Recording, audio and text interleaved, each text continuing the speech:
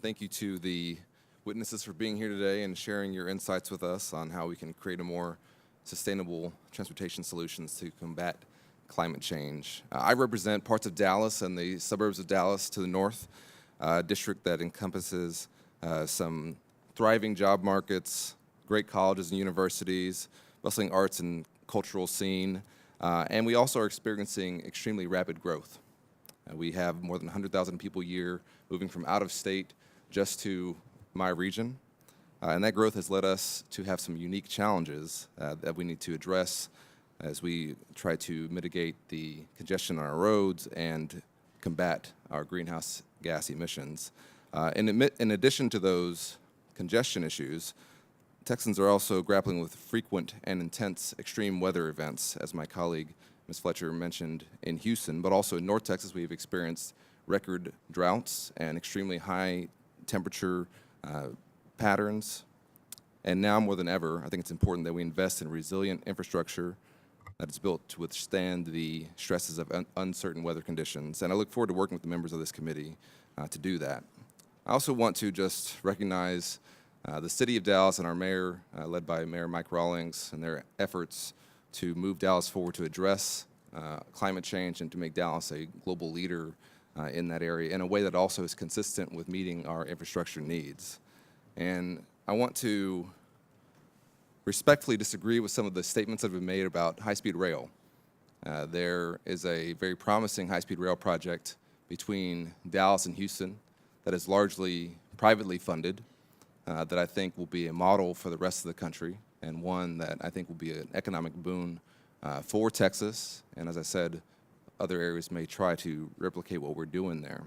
Mr. Arroyo, in your testimony, you mentioned that cities across the country are reducing air pollution by increasing transportation options, like investment in public transit, bike and pedestrian facilities, and new mobility solutions.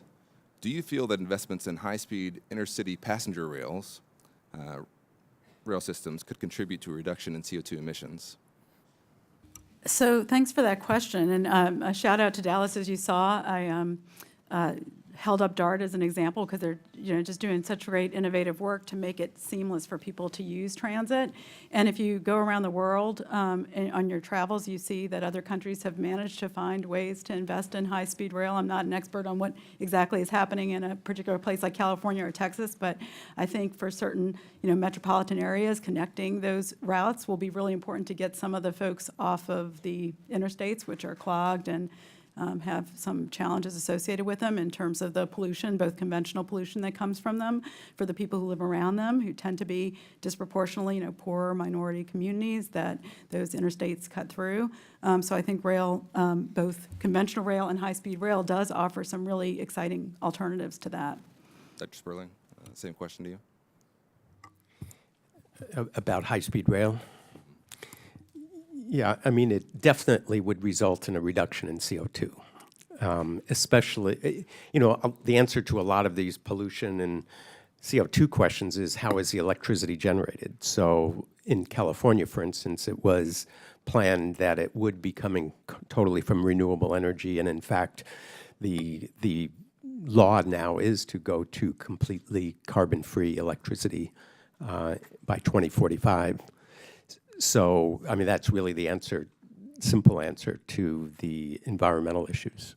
Yeah. Mr. Arroyo, back to you. Your testimony, you state that since 1980, 241 extreme weather-related events have cost the U.S. an estimated $1.6 trillion.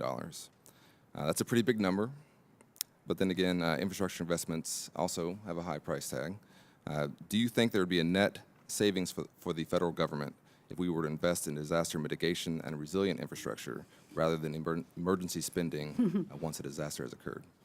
So again, thanks for that question. There is a new study out from the National Institute of Building Sciences that actually increased the number of the rate of return from for every $1 that you spend getting a benefit of $4 to up to $6 now. That's a new 2018 estimate from things like elevating buildings in that context, or just, designing things differently, or allowing people to rebuild differently after storms, so you're not basically just putting people back on harm's way and throwing good money after bad. So it's an excellent question. It's very true that resilient infrastructure investment on the front end can save you $6 for every dollar that you invest on the back end. Thank you. Yield back, Madam Chair. Thank you. We've been